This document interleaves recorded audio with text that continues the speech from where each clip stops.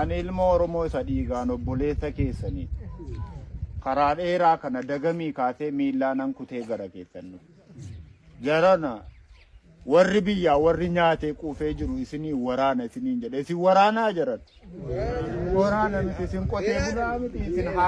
haadholii kiyyaa abbootii quba isiniin qabu Oromoon inni isiniin daldale ofii isaatii nyaachaa jira lafa amma kanaa deemee kana fide waan tokkitti Oromummaa kiyya qofan nafi bara garbummaan akka baranaa ani walloodhaatiif wallagga qofaarratti ta'e jechaan jira walloo bar waan lamaan lolam takka amantiin ishee islaama waan taateef lolam lammaffaa Oromoo waan taateef lolam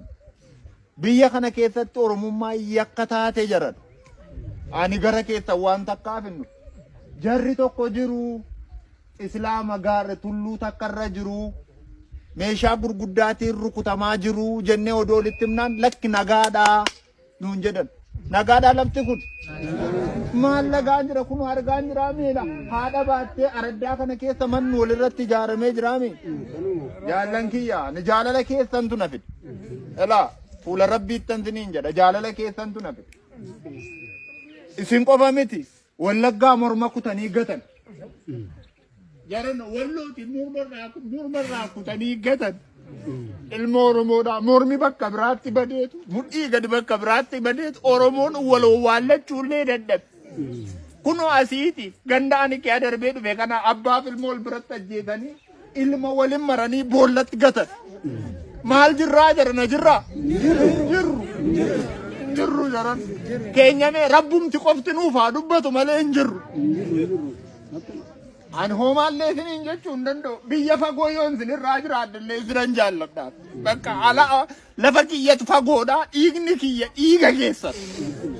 waamoo isinii gochuu hin danda'u daakuu tokko isinii fiduuf eessaan isinii fidu karaa kamin isinii fida karaa isinitti qubate eessaan isinii fidu gaaratti gashanii akka bofaa akka bineensaatti ari'anii gaar tulluutti ol sin gashanu eessaan isinii fidu Oromoo yoo taane hin duunaayi hin dhumnaa maal taane reechi rabbis nu gate namnis nu gate bara biyyi wal harkaa fuudhee nyaatu keessa waan bunnu dhabne jaran walii keenyaaf illee kennuu dadhabne amma hajaat akkan sinitti maddaan jabaadhaa argan kennina rabbis waliin haa ta'u dhugaan keessan sinaa tiksitu oolchee sinaa bulchu harki hamtuu kana rabbi sinirraa kaasu lafa keessan irratti abbaa lafaa ta'a hamtuu keessan rabbi sinirraa kaasu biyya keessan irra bilisummaan jiraadha kana malee maalan qabare yoo karaan banamte anatu dhufu kanaan tumamtu kanaan tumamtu elaa ummanni addunyaa Oromoon addunyaa irra jirtan marti laata ummanni Oromoo kanaan qaba waajir lafa dheeraa taane haadholiin imimmaan taane dhaggalaasanii bu'an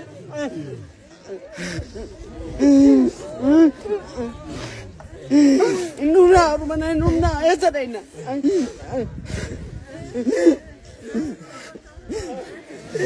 biyya abbaa keenya irratti galtuu taane biyya abbaa keenya irratti kadhattuu taane biyya abbaa keenya irratti qotannee nyaachuu dadhabne maataa keenya irra jiraachuu dadhabne as keessaati jaarsi buleessi waan lafa kanaan an maqaa keessan sheek abbaasaan beekon sheekni tokko jira kan akka daa'ima isaatiitti walitti qabee jiraatu hidhame naan jennaan halkan tokko guutuun booyan ani halkan takka guutuun booy sheekichaan beekon garuu Oromummaa isaa duwwaadha naan kan naga'u jarana tokkitti isinaanaa jedhu dhugaan keessan ooshee isinaa bushu rabbi isinitti amantan tokkichi sun himee eegee isinaa galchu nuti raawwanni keessa jirru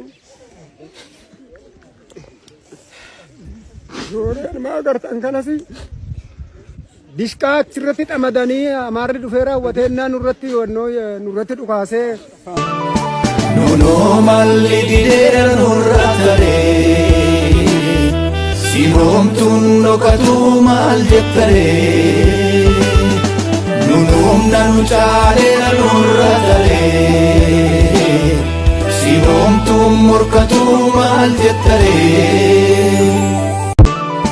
nunoo malli dideera nurra taree